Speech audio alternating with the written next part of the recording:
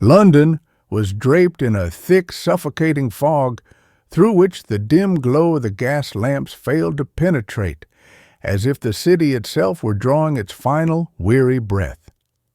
In this oppressive atmosphere lived Theodore Crane, an esteemed collector renowned for his fascination with objects that carried far too many stories within their depths.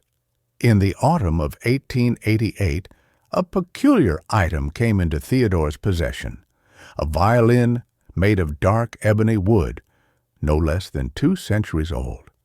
The violin was neither gilded nor bejeweled. It was sombre and sinister, bearing a single name skillfully carved into its base, Elias. The seller, a man with disturbed eyes, informed Theodore that the violin belonged to an obscure Italian musician in the 18th century, famous for his playing which was said to summon profound sorrow.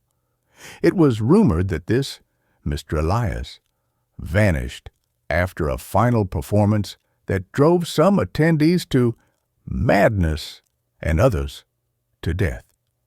Theodore dismissed the tale, placing the violin in a large glass display case in his drawing room, regarding it as a morbid, artistic masterpiece. The uninvited tune one cold night. A week later, Theodore was engrossed in reading an ancient manuscript beside a crackling log fire. Precisely at midnight, he heard a sound. It was not loud, but a faint musical whisper, like the wind gently caressing a taut string. Theodore raised his head, tense. The source of the sound was the glass violin case. His heart ceased beating when he witnessed it. The violin was playing. No hand held the bow, no fingers pressed the strings.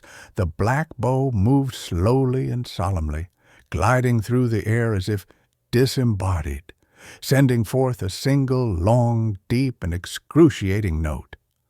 The note was enough to freeze his very blood in his veins. Theodore sprang towards the case, pounding the glass with both hands. The music instantly ceased.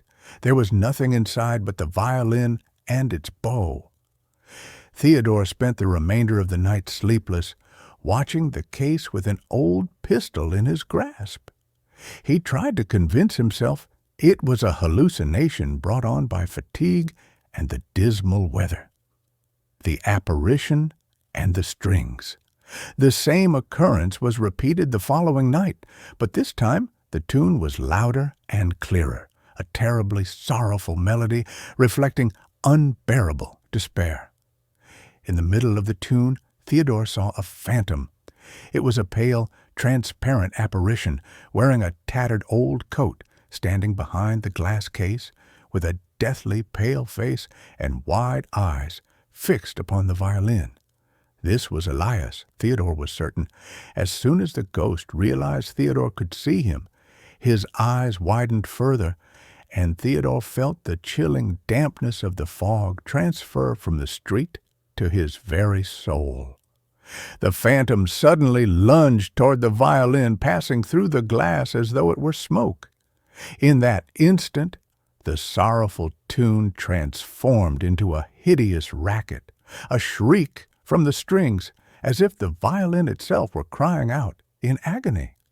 Theodore screamed aloud, and in a desperate attempt to stop the playing, he raised the pistol and fired at the glass case. The glass shattered everywhere, and the tune was abruptly cut short. The eternal melody. When the smoke from the gunpowder cleared, a profound silence reigned. Theodore found no trace of the phantom. The violin was still intact, but the black bow lay broken on the floor, its horsehair strings scattered in small fragments. The following morning, Theodore decided to dispose of the malevolent instrument. He wrapped it tightly and threw it into the murky River Thames. He believed he had rid himself of the curse, but he was mistaken. That night, Theodore sat in the same spot. Precisely at midnight, he did not hear the note of a violin. Instead, he heard a scraping sound. It was a faint noise, as if a waterlogged bough was being scraped against a single string. The sound was coming from the wall of his bedroom. Theodore rushed to the wall and pressed his ear against it. There was no doubt. It was the sound of the black violin, but this time it was fainter, closer, and more despairing than ever before. Elias no longer needed the physical violin.